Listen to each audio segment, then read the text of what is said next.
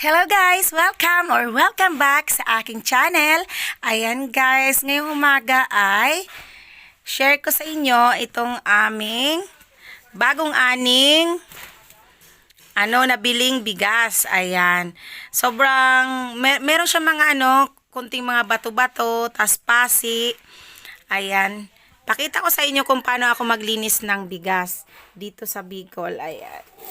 Kukuha ako dito, tas lalagay ko dito sa nigo. Yan. Lalagay ko siya dyan.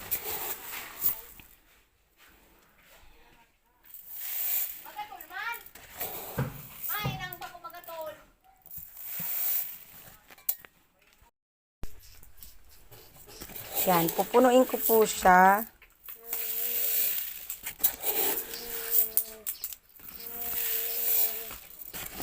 Bago ko siya linisan. Kasi ang hirap kumain ng maraming bato-bato minsan. Kasi ito nilalagay nila sa trapal, tas binibilad. Siguro hindi maiwasan, hindi malagyan ng mga bato-bato, anong ganyan. Kailangan linisan. Ayan, oh. Ayan, meron siya mga bato-bato. Ayan. Marami pa akong lilinisan, guys. Ayan, oh. Nasa kalahating sako pa. Unti-untiin ko lang siya, tapos nilalagay ko po siya sa aming lagayan ng bigas para mabilis makapagsaing. Tara, samahan niyo po akong linisan ng aming bigas. Ayan, ito na po guys, nalagyan ko na ang aming nigo ng lilinisan kong bigas. Ayan, puno na po siya. Tapos ito ang aming panglinis. Ayan. Ito po ay magnet. Ayan. Kapag po bumibili kami ng mga bagong bigas na ani, hindi minsan maiiwasan na may mga bato-bato. Ito po yung pinangpanglinis namin na pinapaikot siya dito sa bigas. Ayan, ganyan po. Pinapaikot po siya, ganyan. Pinapaikot namin siya. Tapos yung mga bato didikit sa kanya.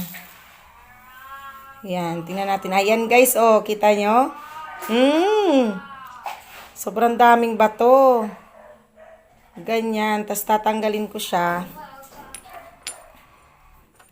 Ayan, ang dami, oh.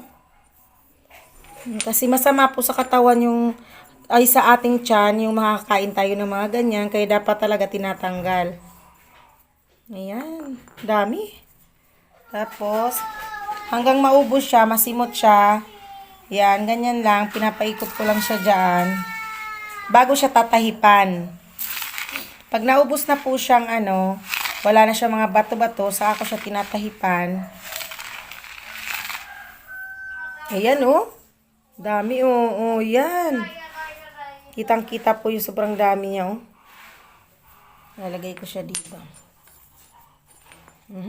Dami, oh. Sobrang dami niya. Masama po ito pagka ganyan, magkakasakit tayo yung ating salaan sa bituka pag nakain natin to. Sobrang dami, oh. Yan. Pa ako na kikita, eh. Ayan. Paulit-ulit lang po namin itong ginagawa hanggang sa maubos. Ayan.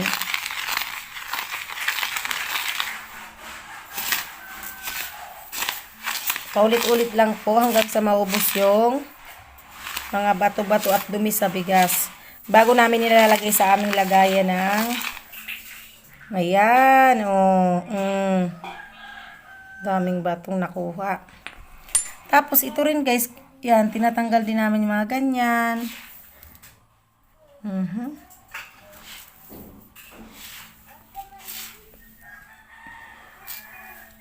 Asan na yun? Ito, mga pasi. Mga butil pa rin siya ng bigas. Yan, tinatanggal namin. Kasi yung iba, diba, diretso saing na. Pag tinatamad ka, ganyan, diretso saing na. Pero masama po yun, guys. Kailangan linisan yung bigas. Tinatanggal yung mga butil na nakasama. Tapos ganyan, kung minsan may mga bato-bato. Ayan. Ayan. Mamaya, papakita ko po sa inyo kung paano naman ako magtahip Tatahipan ko naman ito mamaya pagkatapos kong alisin yung mga bato, guys. Guys, oh. Ayan, oh.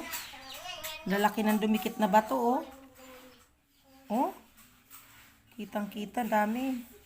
Yan pa, oh.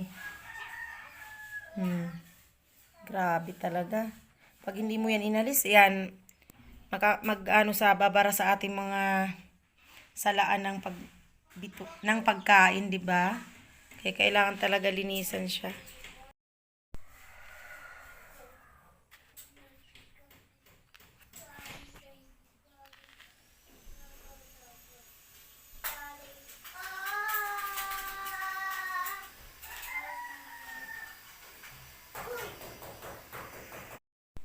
Ayan na guys, tapos ko na siyang paikutan itong pingga. Tapos, tataypan ko na siya para matanggal naman yung bandumi ganyan, oh. O, ganyan. Para nag-nginig-nginig lang yung didi. Oh. Pero pag hindi ka nito marunong, matatapon to lahat. Kaya dapat, dandan lang. Ika lang yung tingga ko.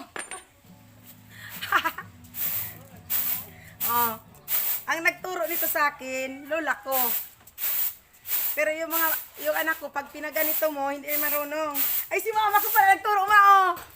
Magtayip ka, ma. Kaya daw niya, lula. Ah, si mama pa, ma. Dali, oh. Oh, dahil mo ito mabibigyan ni Jenny ng regalo, tayo magtahip. Oh. Ah, pakita. Oh. Oh, yung dede mo, ma, oh. Ayan na guys.